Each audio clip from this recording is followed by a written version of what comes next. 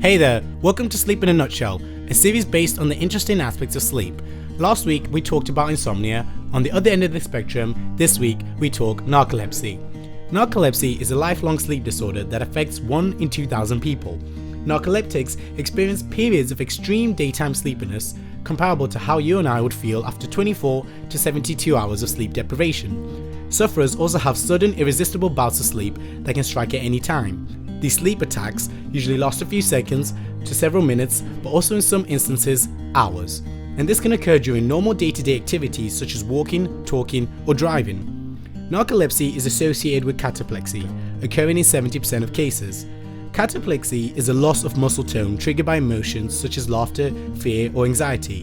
The muscle weakness can range from slackening of facial muscles to complete paralysis of major muscle groups, and you just helplessly collapse. Yet, the sufferer remains fully conscious.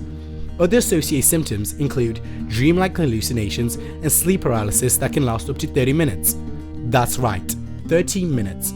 If you can imagine, this would be terrifying. You're unable to move, and then your brain starts playing tricks on you. For instance, you may feel there's an intruder in the room, and you're still paralyzed. Yeah, scary stuff. Recently, narcolepsy has been linked to a loss of orexin function in the brain. Orexin is one of the many neurotransmitters involved in regulating sleep and wakefulness. Orexin neurons maintain wakefulness by stimulating wake-promoting neurons. We can think of sleep regulation as a flip-flop switch.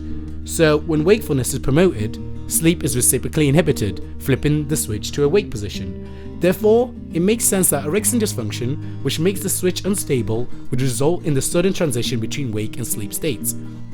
And what causes orexin dysfunction in narcolepsy? Well, there's several risk factors including genetics, infections such as influenza, and autoimmunity. Genetic causes, though, are rare, and only around 5% of narcoleptics have a relative with the disorder.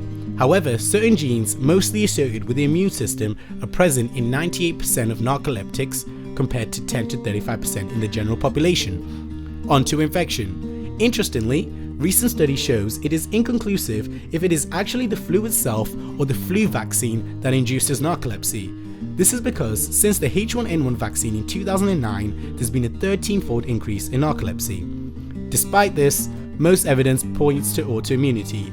This is when the system that normally protects you from infections and disease confuses your own healthy orexin neurons and destroys them.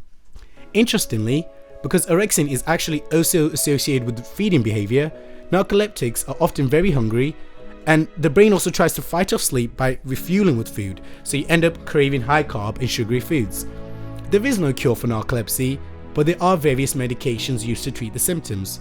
But it's not that simple. It may take several months or even years to find a treatment plan that works, and even then, complete long-term control of symptoms is unlikely. Most treatments are based on stimulants and antidepressants to treat cataplexy, but they often have a very long list of undesirable side effects. However, the future is bright, with possible therapeutics including the use of stem cells to replace degenerated orexin neurons. This would restore the normal regulation between sleep, wakefulness, and alleviate symptoms of hunger. This was Sleep in a Nutshell. As always, thanks for watching.